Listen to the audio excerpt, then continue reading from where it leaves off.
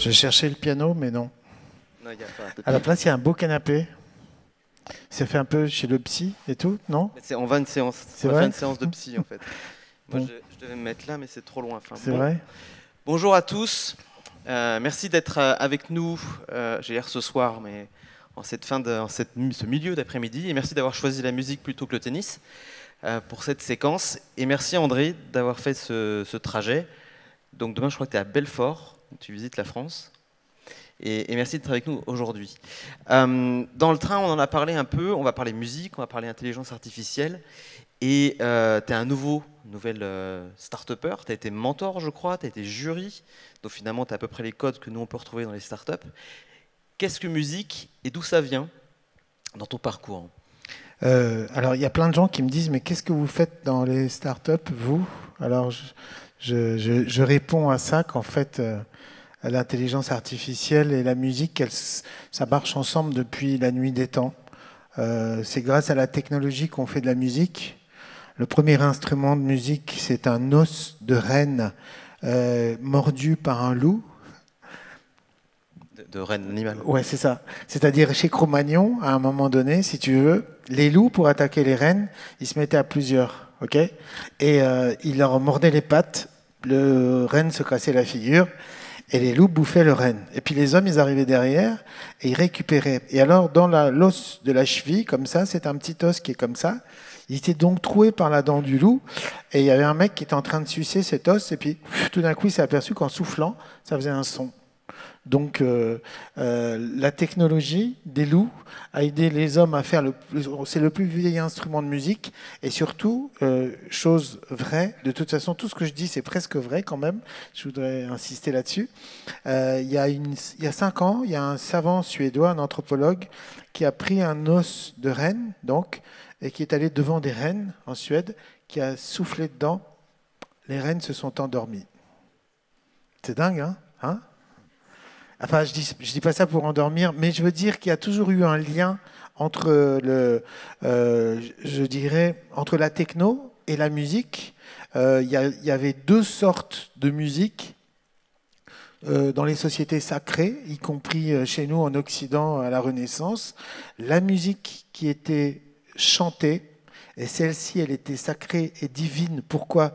Parce qu'elle sortait d'un corps et d'un homme ou d'une femme, et c'était donc Dieu, le créateur de cet instrument, alors que les autres instruments, la musique instrumentale, sont fabriqués par les hommes. Donc la voix a toujours été un petit peu au sommet de la technologie, parce qu'il s'avère qu'on est quand même un chef-d'œuvre technologique. Et j'étais content de savoir ça, parce que ça m'explique pourquoi je transpire de la moustache dès qu'une fille elle chante Fever en tapant des doigts à contre-temps. J'ai une réaction très épidermique avec le chant et avec la musique. Et ceci dit, blague à part, quand on va dans l'élaboration de la musique elle-même, on se retrouve avec quoi? Des algorithmes. Je crois que la musique est l'art le plus mathématique qui soit. C'est Pythagore qui a inventé notre gamme. Un jour qu'il avait le blues et qu'il regardait la mer Égée, il a pris une corde, il a fait sonner, il a noté, il y avait une note, et puis il a divisé par 2, ça a donné l'octave, il l'a divisé par 3, ça a donné la quarte, il a divisé par 4, ça a donné la quinte. Et pour lui, l'explication du monde, c'était la tétradkis. Tétra, ça veut dire 4 en grec. Au commencement est le 1, l'univers, enfin le tout, qui se divise en 2. Le 2, c'est l'antagonisme et la sexualité, qui vont créer le yin, le yang, etc., qui vont donner naissance aux 3 chiffres du créé, le tout se mouvant dans les 4 éléments, l'eau, le feu, la terre, l'air. 1 plus 2 plus 3 plus 4 égale 10 égale 1 à nouveau. Donc pour lui, la tétradkis, c'était l'origine de la création, de la vie. Et en plus de ça, il y avait des notes qui étaient associées à cette création. Et ces notes, c'est Fa, Sol, Do. C'est la cadence parfaite de Jean-Sébastien Bach, ou ce sont les accords du blues. Moralité, Dieu est un joueur de blues. Très bien. Alors juste, parce que je t'arrête. Oui, Parce qu'à l'origine, ma question il faut m'arrêter était... parce qu'il reste 35 minutes Voilà.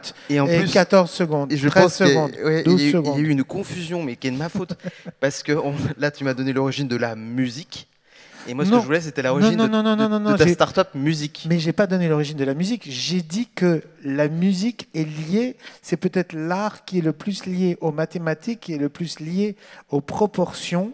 Et en même temps, c'est aussi quelque chose d'intuitif et d'éminemment spirituel. On ne peut pas être... Tu sais, moi, ce qui m'intéresse comme musique, c'est le jazz. Pourquoi ? Parce que c'est retrouver sa liberté devant son instrument. Avant, le 19e, tous les instrumentistes classiques, qu'on dit classiques aujourd'hui, 16e, 17e, etc., étaient tous des improvisateurs.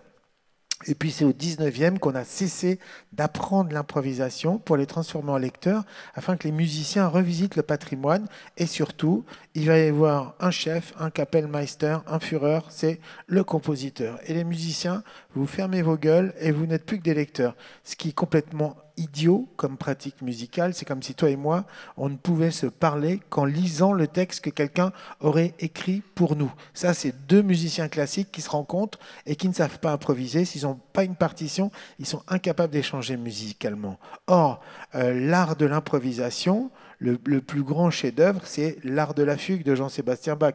C'est carrément un traité d'improvisation. Vous prenez quelques notes, les thèmes chez Bach sont jamais très très mélodiques, c'est des petites cellules de notes, et puis tout d'un coup, on le déplace, celui-ci, on le met à la carte, ici on va le renverser à l'envers, on va mettre des miroirs, on fait des symétries, on fait des jeux, exactement comme un kaléidoscope ou comme une rosace de cathédrale. Donc on est fatalement dans une construction mathématique où on va construire petit à petit un chef-d'œuvre avec quelques notes. Mais cet algorithme, Bach, il l'avait dans la tête. On a analysé le cerveau d'un pianiste de jazz et le cerveau d'un pianiste qui joue Chopin en lisant une partition. Eh bien, la zone dans le cerveau qui fonctionne n'est pas du tout la même, alors que les deux jouent du même instrument. Le pianiste qui joue en lisant une partition, eh bien, la zone qui est en éveil dans son cerveau, c'est la zone de la lecture. Le pianiste de jazz, c'est la même zone que la zone d'un mathématicien en train de chercher des algorithmes. Donc, c'est pas pour me justifier moi, mais j'ai toujours eu un faible pour, je dirais, les harmonies, pour la proportion. Et quand on improvise, on est sans arrêt en train de calculer des rapports qui changent, puisqu'on a 12 demi-tons sur le piano, c'est assez complexe. Donc, ce rapport avec, je dirais, avec les mathématiques, avec la systématisation, puisque quelque part, une improvisation, c'est mettre un système en marche sur des accords. Quelque part, on balise une route, on sait où on va sonner in et où on va sonner out. Plus on devient un maître et plus on a envie de sonner out. Et je compare ça souvent avec un skieur qui s'entraîne à faire du piquet, du slalom, et puis jusqu'au jour où il est tellement virtuose qu'il peut se barrer dans une route sans piquet. Donc les mathématiques, les proportions, les algorithmes, tous les jazzman l'ont plus ou moins dans leur tête. Moi, comment je suis venu à ça, c'est qu'un jour je me suis dit, j'ai eu envie de systématiser quelque chose. Et ça vient de Jean Seb aussi. Jean Seb, c'est le dieu des musiciens, ou plutôt, c'est quelqu'un sans qui Dieu ne serait pas grand-chose, pour reprendre ce joli mot de Sioran. Donc Jean-Sébastien Bach, sentant sa fin arriver, sa dernière cantate, il l'a signée de son nom, B-A-C-H. En allemand, c'est Si, La, Do, Do dièse. Vous savez que les anglo-saxons ne disent pas Do, Ré, Mi, Fa, Sol, La, Si, ils disent A, B, C, D, E, F, G, pour commencer au A. Do, Ré, Mi, c'est Ut, Ré, Mi, ça vient d'un cantique de Saint Jean. Ut queant laxis, re zonare fibris, mirare gestorum fabulo. C'est un cantique qui dit, avant de faire les louanges de Saint Jean, lave-toi la bouche. Donc, ça veut dire qu'il y a déjà des notions d'hygiène qui sont importantes. Mais bref, ça, c'est chez les cathos dans le sud, mais chez les anglo-saxons, c'est A, B, C, D, E, F, G. Et Bach, quand il signe Dieu, je me présente bientôt à toi, la mélodie fait Si, La, Do, Do dièse. Et donc, cette idée de faire correspondre les lettres avec des musiques, je me suis amusé, je t'avoue, un peu pour draguer les filles, à faire le prénom des gonzesses, enfin des gonzesses, voilà, des garçons aussi, en musique. Et ça marchait vachement bien avec les actrices, notamment quand j'étais sur France Inter. Et donc, tout d'un coup, ça vous donne une correspondance. À un moment donné, il y a Audrey Fleurot qui s'est assise sur mon piano. Putain, je te jure, j'étais le pape, là. Enfin bref, c'était génial. Donc concrètement, à Audrey, concrètement, à Audrey, c'est quoi? Tu décomposais son prénom? Ben voilà, Audrey, ça fait Do, La, A, B, C, D, Fa, Ré, Sol. Voilà, Do, La, Ça donne Fa, si Ré, on, Sol. enfin, sans le chanter, mais chantons-le quand même. Ça Non, moi je donnerait... chante faux comme un jambon et tout, mais voilà, l'idée c'était de tout d'un coup, et blague à part, cette correspondance musicale, en fait, cette idée, elle m'est venue parce que dans les années 90, j'avais une copine attachée de presse hystérique, mais c'est un pléonasme. Oh, pardon, s'il y a des attachés de presse dans la salle. euh, on était au bistrot avec elle et tout d'un coup elle fait oh, il faut que j'aille me faire un astroflash. Mais qu'est-ce que c'est que ça? Elle part sur les Champs-Élysées, il y avait des grosses machines comme ça.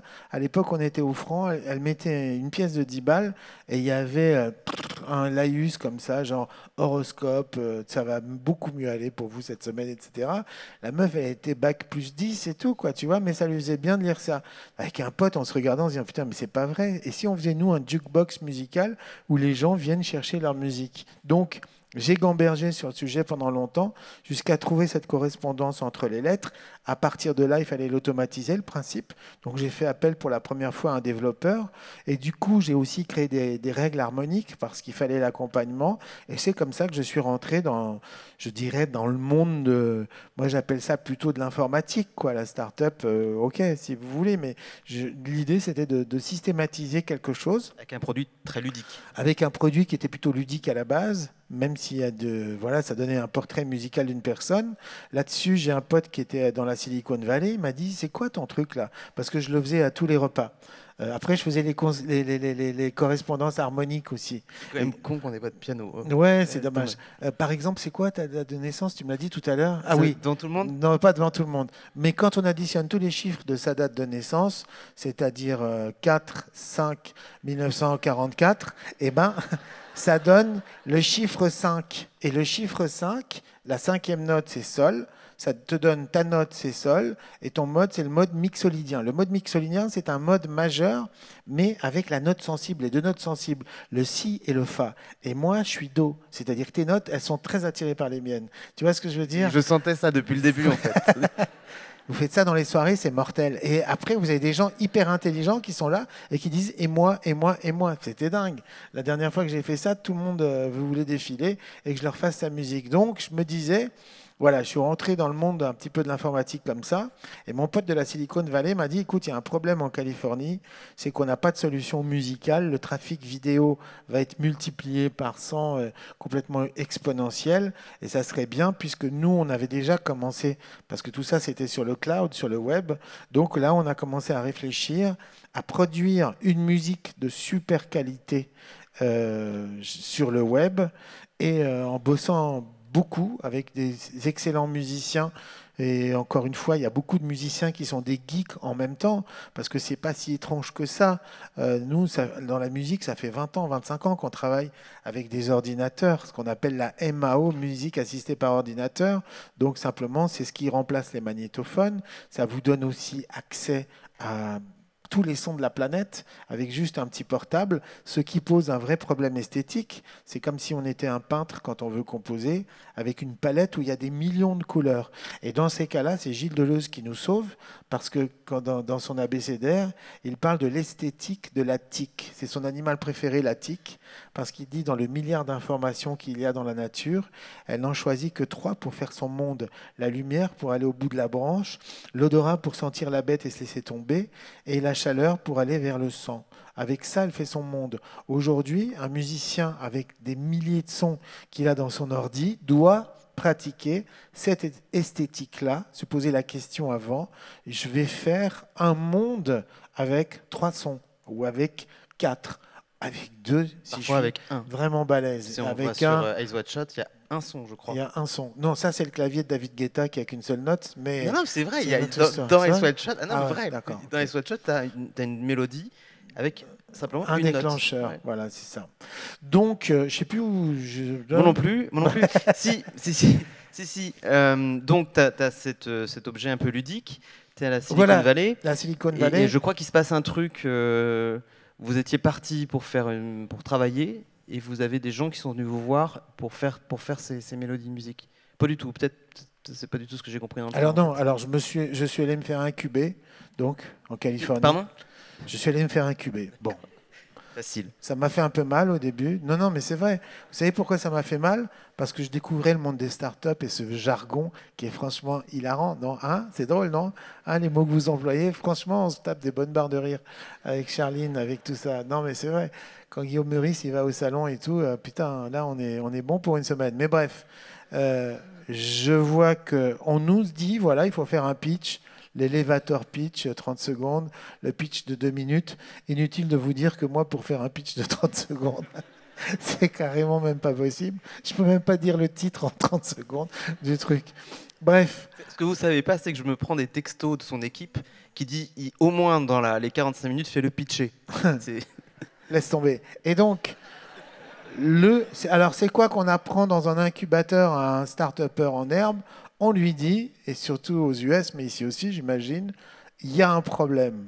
Alors tu énonces le problème et tu trouves, et toi, tu résous le problème. Voilà, tu dis, voilà, le problème, il est là, on l'a identifié, et nous, on résout le problème, comme ça, on va sauver le monde. Je te jure, il y a des mecs qui nous disaient, il faut pitcher votre truc, ça doit servir à sauver le monde. Putain, toutes les startups. c'est ça. Oui, Hein. ouais, c'est le focus. Eh ben, on est sauvés, les gars. Tout va bien. Donc, et nous, on est dans la musique. Et qu'est-ce qu'ils nous disent, les gars? Alors, identifions le problème de la musique. C'est quoi? C'est compliqué de se servir de la musique sur Internet parce qu'il y a le droit d'auteur. Genre, le droit d'auteur, ça craint. On va faire de la musique par des robots, on supprime les auteurs. Je les regarde, les mecs, je dis, mais vous avez fumé la moquette, vous êtes fous, les gars. Même pour une question, alors ça, c'est très américain, l'idée de dire, on enlève le droit d'auteur du problème, comme ça, il n'y a plus de soucis.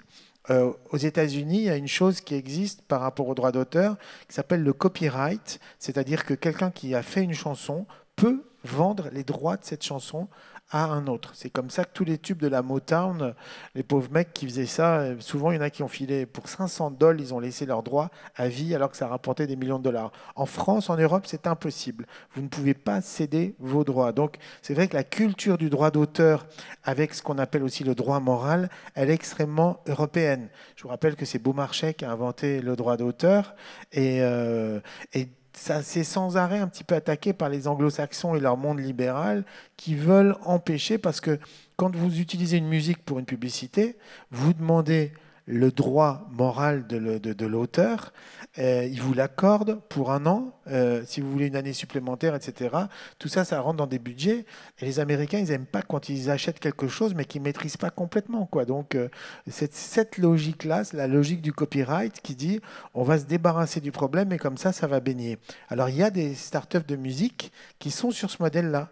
En Suède, notamment, il y a une boîte qui achète les droits à vie au musicien qui l'a créé pour 2000 boules. Bon, c'est pas rien non plus, mais si cette musique, elle se retrouve à cartonner un jour, le mec, il dit bye bye, c'est droit d'auteur. Donc moi, ce que je leur disais, c'était que dans la Silicon Valley, une semaine après qu'on était là-bas, on voyait la numéro 2 de Facebook qui était Fijissimo. 3 semaines après, on voyait les gens de chez Google, parce qu'ils sont tous après ce problème de musique à l'image. Et moi, je leur disais, mais si vous supprimez le droit d'auteur, vous êtes en train de voler une voiture. C'est ce qui se passe. Je vous rappelle quand même que les publicités de France Télécom, il y a une vingtaine d'années, même si vous n'étiez pas né, donc au début d'Internet, pour inciter les gens à s'abonner, c'était abonnez-vous chez nous, prenez un abonnement au débit, ADSL, et comme ça, vous pourrez télécharger de la musique. Or, à l'époque, il n'y avait aucun site de téléchargement légal. C'était donc l'État qui était en train de faire la publicité du piratage pour vendre des abonnements.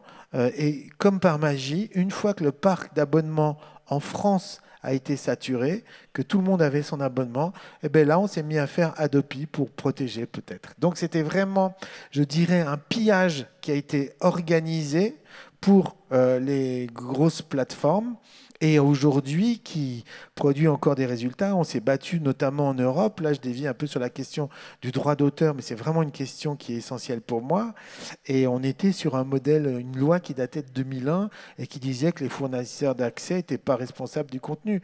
Donc on s'est juste battu pour ça, pour qu'il y ait une responsabilité, qu'à un moment donné, les gens qui font des œuvres, qu'elles soient musicales, créatives ou tout ça, perçoivent quelque chose puisque ça passe et que c'est grâce à ça que les fournisseurs d'accès font du pognon. Donc, je leur disais, moi, aux aux GAFA, quand je parlais avec eux, je leur disais, vous volez une voiture, mais ne cassez pas le moteur de la voiture que vous volez, parce que demain, les majors, ce sera vous.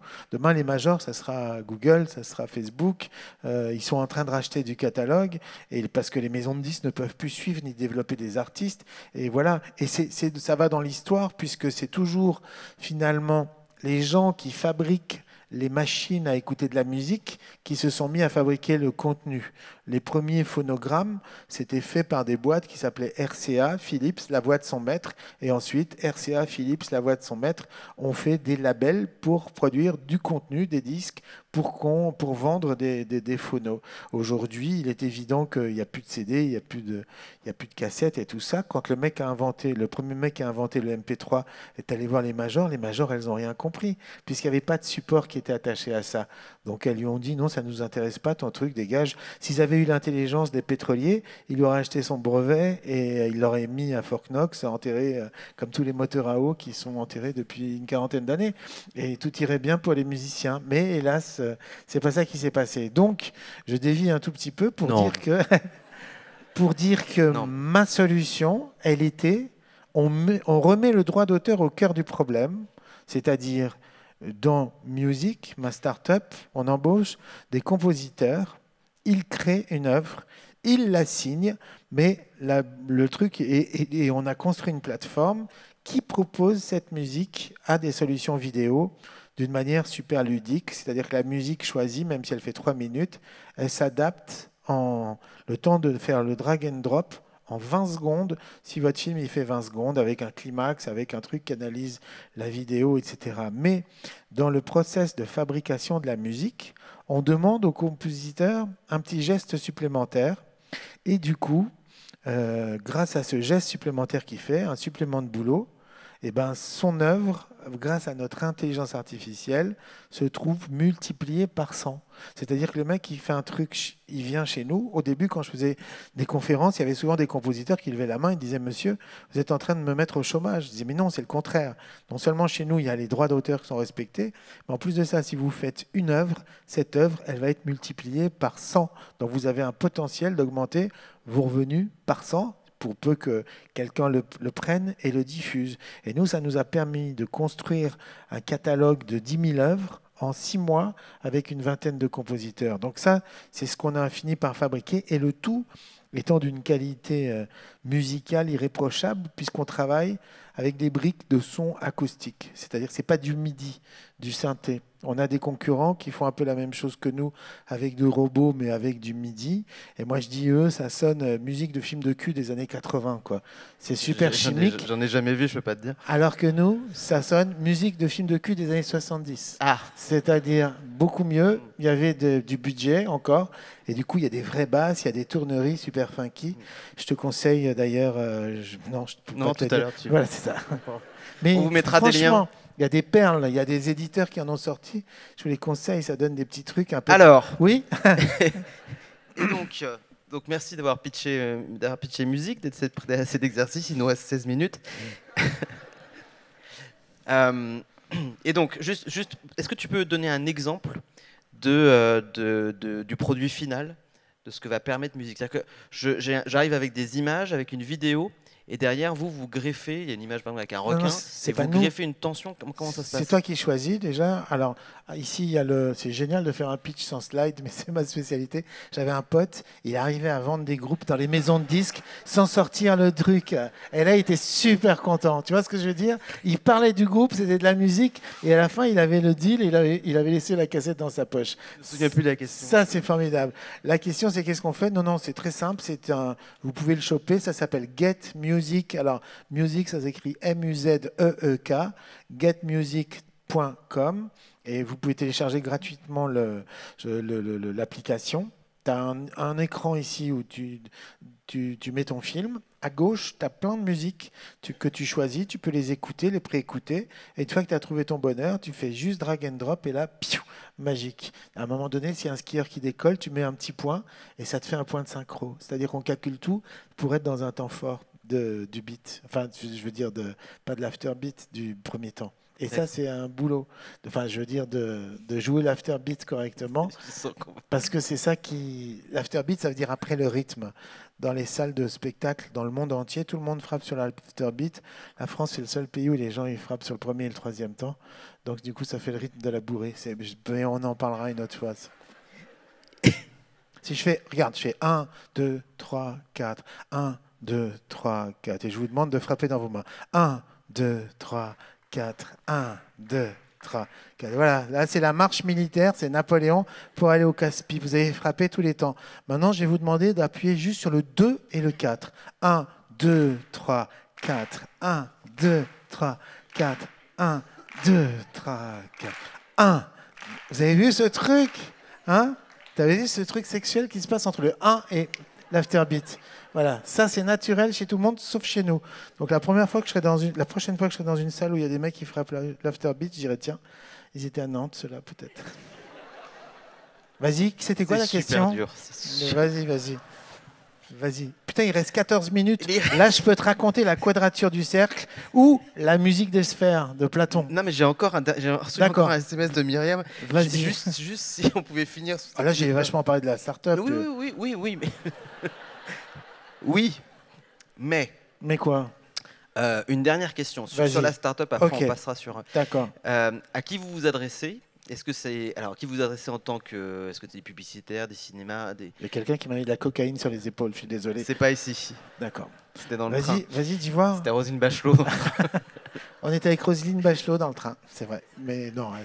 Et alors, elle a une émission sur France Musique tous les matins. Et ce matin, j'étais sous la douche et j'écoute Roselyne Bachelot qui parle d'Enescu, un grand compositeur roumain. Pif, je tombe sur elle dans le train, putain, Capitaine Haddock. Et je lui ai dit, Roselyne, je t'ai écouté ce matin et j'étais dans le bain, en train de me caresser. J'ai assisté à la scène. C'est vrai. Pas à la scène. Pas ce matin, dans le train tout à l'heure. Et ça, c'est un nom, ça s'appelle la synchronicité. La synchronicité. J'ai fait une conf là-dessus. C'est pas vrai. Ah si, elle est accessible sur le Web Today où tapez Arnaud Chéniaud. Moi, j'y crois, tu vois. C'est vachement bien. Ouais. Et je sais plus la question. Si, les cibles. Et alors, est-ce que... Non, s'il te plaît. Non, parce que hier, j'ai vu Clara Morgan, mais je l'ai toujours pas...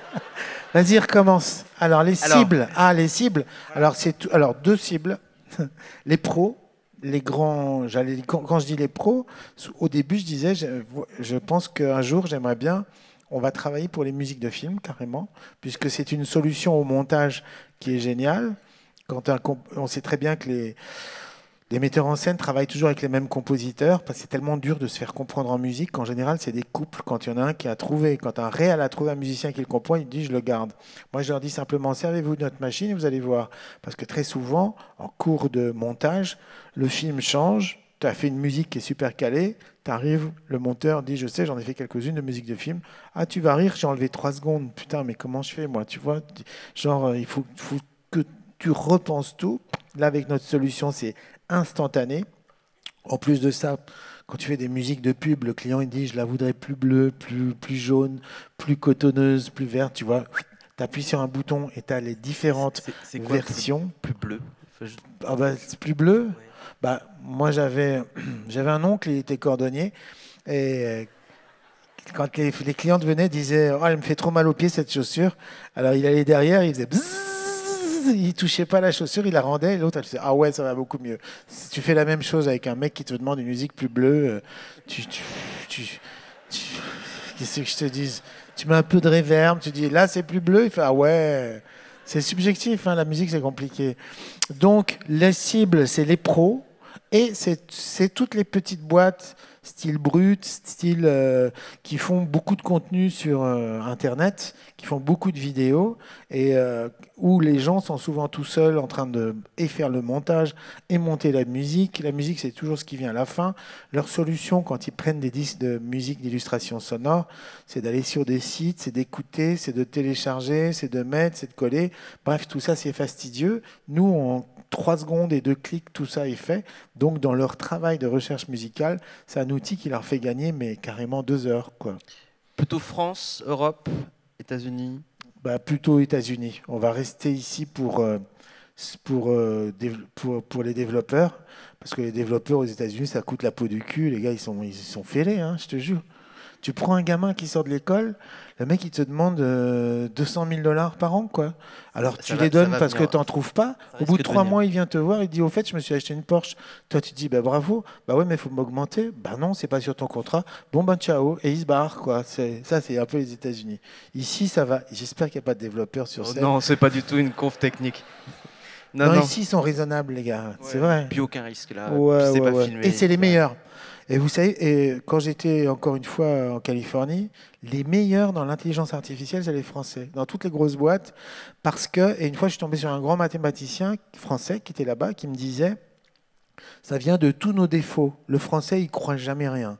Donc, il est toujours sceptique. Donc, il est toujours en train de dire, mais il va chercher la petite bête jusqu'à ce que ça marche pas. Alors que l'Américain voit le verre à moitié plein, le Français le voit à moitié vide, mais du coup, cette qualité d'être sceptique, de toujours dire il y a un moment où ça va pas marcher, elle est vachement bien quand tu deals avec l'intelligence artificielle. Moi, quand je suis arrivé à Boston dans mon école de jazz et que j'ai fait mon audition, mon prof il m'a dit c'est super, on va faire du bon boulot. Je suis sorti de la pièce et j'ai dit ce mec est un bidon, cette école est bidon, je vais rentrer. J'avais pas l'habitude qu'un prof te dise bravo, c'est bien. Le même prof français aurait dit ok, ça tu sais le faire, mais ça tu sais pas faire. Il te met toujours la main dans ton caca. Les Américains, ils sont toujours en train de te booster. Donc, ce sale trait de caractère fait que les Français sont les meilleurs en intelligence artificielle. Donc nous, on a nos développeurs qui sont ici, à Paris. On est 40 avenue de la République. Si vous voulez passer, il y a un super kebab à côté et tout. Par contre, le business à grande échelle, puisqu'on est à la fois capable de faire de la musique qui sonne super bien, cinématique, etc. C'est avec des vrais instruments, avec des vraies cordes, etc. Et on est capable d'en produire des milliers. Donc, c'est sûr que notre modèle, c'est d'aller vers ce qu'ils appellent du scaling. Il n'y a pas de grands groupes comme ça ici, en France, ou trop peu. Et on a déjà été identifié par des groupes américains qui sont venus carrément nous voir en nous disant on a fait une étude de marché dans le process de musique automatique et de qualité, vous êtes les meilleurs. Après avoir essayé tous nos tocards de concurrents. Donc, du coup... J'étais vachement content, c'est fier. Je ne peux pas vous dire la marque, mais c'est une grande marque. Tu ne peux pas la dire? Non. Okay. Il reste donc fin de conférence. Il reste 8 minutes pour aborder le sujet que tu veux. Il y a des questions? Non, je dis que déconne. Pardon. Non, mais non. Ah, il reste 1 minute? Il reste 8 minutes. 8 minutes pour aborder ce que je veux? Ce que tu veux. Oh putain. Moi, j'ai une question. Parce que tu as commencé à le dire un peu au début, mais ton regard, en fait, que toi, tu t'es arrivé dans ce monde tech, startup. Ouais. Alors, tu dis ça avec Guillaume Meurice, vous vous foutez un peu de nous, c'est de bonne guerre. Ouais. Mais qu'est-ce que toi, quel regard tu portes sur ce monde-là? Moi, je dis juste que c'est ce vers quoi il faut aller. Je suis même optimiste, je dis même que c'est ça qui va sauver la planète. C'est toi qui me parlais tout à l'heure d'un gars qui a fait... une start-up où on analyse la fertilité des sols en étant de loin, etc.